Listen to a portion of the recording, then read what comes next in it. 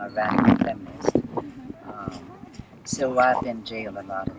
Well, I haven't been jailed so many times, but because lots of times they just dragged us by the hair and threw us in ditches, and we got up and did it again. When they tried to bring nuclear energy into Canada about 20 years ago, we 8 Americans and 150 Canadians blockaded the base where they were trying to bring the American stuff, and I was one of the 8 Americans, and we blockaded that road for 48 hours in the rain. And we got real close real fast. I fell in love with all of them. And here, too, the same thing happened at the, well, it was a different thing. We were all women this time, and we just, we thought we were going to be killed. And so we sat down to decide what to do. And, you know, I, I threw, I was terrified, and I threw some white light around myself. And then I threw some blue around it. And then I thought, oh, I wish I could throw it over all these other women here. And so I tried to do that. I said white light, and I saw it sprinkled all over the women. And then I ran blue around it. And then I forgot about it, and I went to jail, and I came back a long time later, like 5 days later, and I met that woman over there on the camera, and she said, I saw the light near the bridge, and I came to see who did it, and you did it. I said, I did? Far out. I'm astounded that she saw it, because I didn't even know if it was really real, you know. But something sure, something magic seems to have happened there to a lot of women, and since then. We came here, as you know, because the men are about to kill all life on the planet, and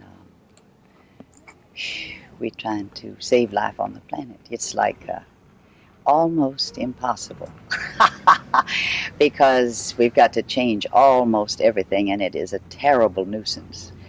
But I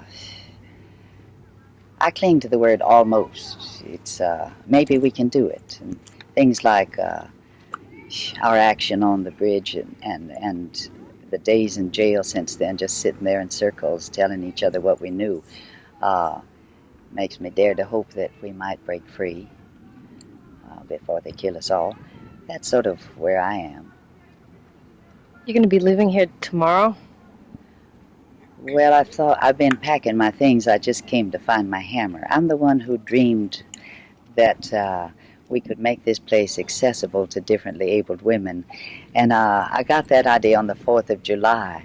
And so I threw a lot of energy into explaining to the other women, who said, what does it have to go to child care for? And I said, well, because some disabled women are children, and some are mothers, and some like to do child care. And the women here just couldn't stretch their imaginations that far, so they only took it to the kitchen. But it took 18 days to get the money because nobody else had thought about it, and my legs hurt a whole lot, and I had no place to sit down, so I worked with a bunch of women building benches, so old women and other differently abled women could sit down. I'd look up and I'd see old women standing. All of everybody else was sitting, and nobody noticed it except me, because I can't stand up very long either. So though a lot of women, a couple of women came in wheelchairs, but they had to leave right away because the terrain was too rough. And a lot of old women came for the day, but they couldn't stay. But see, I learned how to sit on the ground when I was working with 500 children on the sidewalk in New York City in the early 60s. And after that, New England CNVA, New England Committee for Nonviolent Action, Marge Swan invited me to go over there and teach nonviolence. I said, what's that? She said, you're doing it.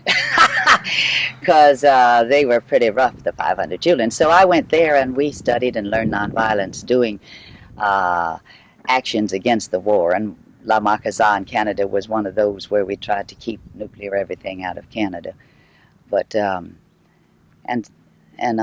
I keep on going on. I wouldn't be here if it weren't a women's encampment. I don't work with the slaveholders anymore.